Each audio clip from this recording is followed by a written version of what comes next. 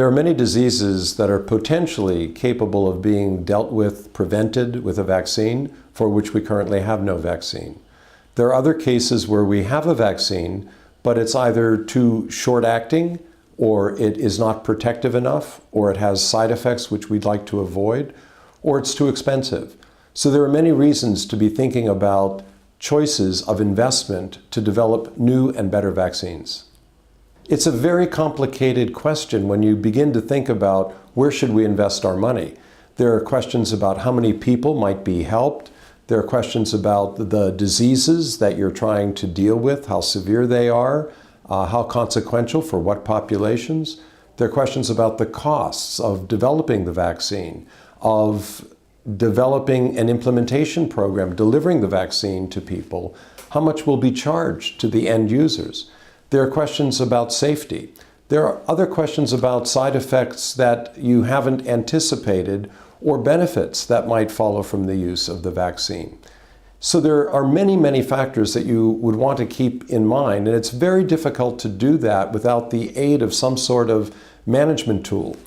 For this reason, the Institute of Medicine has undertaken to develop a new tool. We call it Smart Vaccines, for a tool that will provide a strategic multi-attribute ranking tool for vaccines that will enable a decision maker to identify the key factors, identify the values that are attached to those elements that go into the decision, and be able to compute essentially what does all of that evidence and belief imply about the targets that are most important, and how should we rank our investments for new vaccines.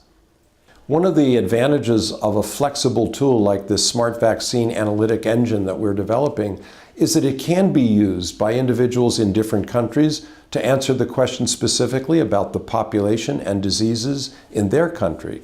It can also be used by different decision makers, a manufacturer of vaccines, a purchaser of vaccines, a regulator about vaccines, all of whom can bring their distinct perspective on what really matters when you're thinking about these decisions.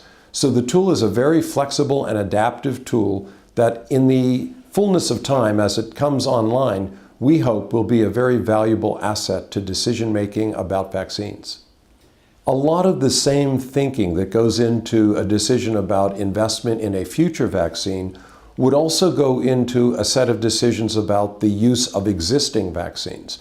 The same evidence about distribution of the disease in the population. Better evidence, in fact, about the cost of the vaccine because it would already be in hand. Some evidence about the risks and the consequences of the use of the vaccine that are anticipated or even unexpected. So a tool like this, perhaps adapted, could be very useful in a national setting to decide also about what vaccines to purchase and deploy in the population, and perhaps even to compare the benefits and desirability of vaccine investments relative to other investments for health in that country.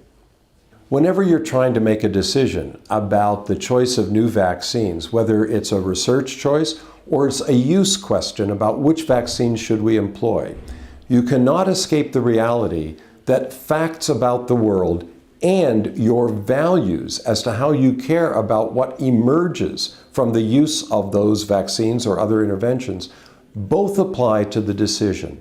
A decision is really a composite of what you believe to be the burden of the illness, the improvements that would follow from the use of the vaccine, and how much do you care about saving a life or extending a life or reducing illness, or about the costs that you have to pay, or the unexpected side effects. A decision really takes into account both the facts about the case and your ethical values that you apply to the potential outcomes.